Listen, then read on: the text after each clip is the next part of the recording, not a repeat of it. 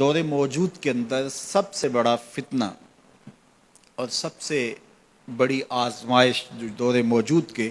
لوگوں کے سر پہ آن پڑی ہے، وہ عصمت کی دولت کو محفوظ رکھنے کے حوالے سے ہے، نظروں کی پاکیزگی اور دامن کی عفت اور پاکیزگی کے حوالے سے ہے۔ تو جب کوئی شخص عفیف نہیں رہتا، جب کوئی شخص پاک دامن نہیں رہتا، تو پھر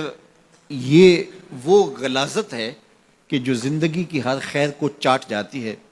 اور انسان کی ساری صلاحیتیں زنگ آلود ہو جاتی ہیں۔ یہ دور جس دور سے ہم گزر رہے ہیں، یہ سوشل میڈیا کا زمانہ ہے، اور سوشل میڈیا میں جو رتب و یاب موجود ہے اور اس کے بعد غلاظتوں سے لتھڑا ہوا جو وہاں ماحول ہے، اور یہ وہ چیز نوجوان کے ہاتھ میں جب آ گئی، چاہے وہ مرد ہے چاہے وہ عورت ہے،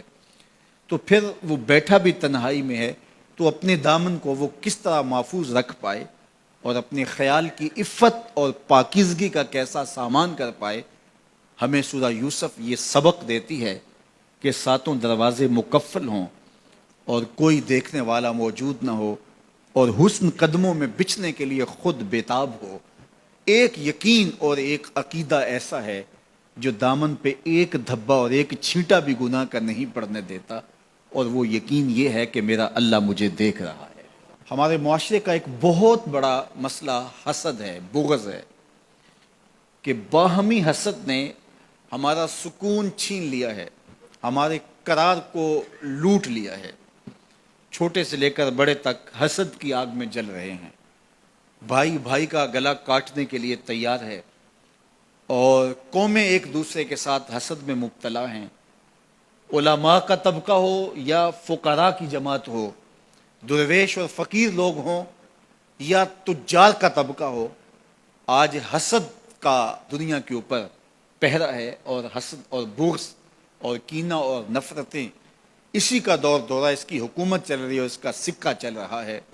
حکومت کے ایوانوں سے لے کر کے فقیر کی جھونپڑی تک آپ کو حسد کی ہی شہنشاہی دکھائی دے گی۔ سورہ یوسف ہمیں بتاتی ہے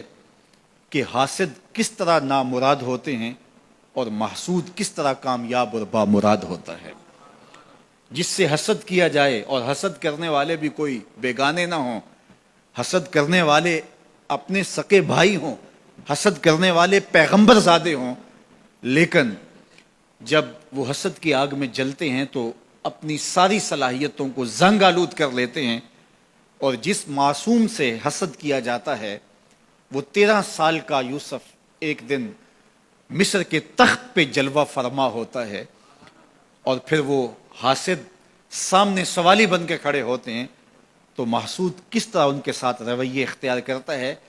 یہ صورت ہمیں رویوں کا حسن بھی سکھاتی ہے، رویوں کا جمال بھی بتاتی ہے کہ رویے کتنے خوبصورت ہونے چاہیے۔ تمہارے ساتھ اگر کسی نے اچھا سلوک نہیں کیا، تو جب تم ایسی مسند پہ پہنچتے ہو جہاں تمہیں عزتوں سے نوازا جاتا ہے، تو تمہارے رویوں کی خوبصورتی کیا ہونی چاہیے۔ سورہ یوسف میں یہ بھی بتاتی ہے کہ عزتیں اللہ کی عطا ہوتی ہیں، اور جب کوئی بندہ اللہ پر کامل بھروسہ کر کے بیٹھ جائے اور اس کا اللہ پر توکل مضبوط ہو جائے، تو اس کو چاہے اندھے کنویں میں بھی کیوں نہ لٹکا دیا جائے، اللہ وہاں سے نکال کے بھی تخت پہ بٹھانے پہ قادر ہے۔ علماء تفسیر نے لکھا ہے، جو سورہ یوسف کو سمجھتا ہے، سورہ یوسف کی تلاوت کرتا ہے، حاسد اس کا کچھ نہیں بگاڑ سکتے۔ اللہ تعالیٰ اس کو حاسدین کی شر سے محفوظ فرماتا ہے۔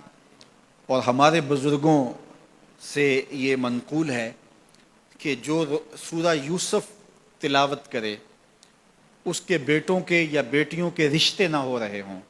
تو وہ روزانہ کی بنیاد پہ اس مقصد کے لیے اگر سورہ یوسف تلاوت کرتا ہے، تو اللہ اس کے لیے صالح اسباب پیدا فرما دیتا ہے، بہترین اچھے اور صالح اور نیک رشتے اللہ تعالیٰ اس کو نصیب فرما دے گا سورہ یوسف کی تلاوت کے ساتھ۔ تو سورہ یوسف ہماری زندگی کے اندر روشنیاں بھرتی ہے۔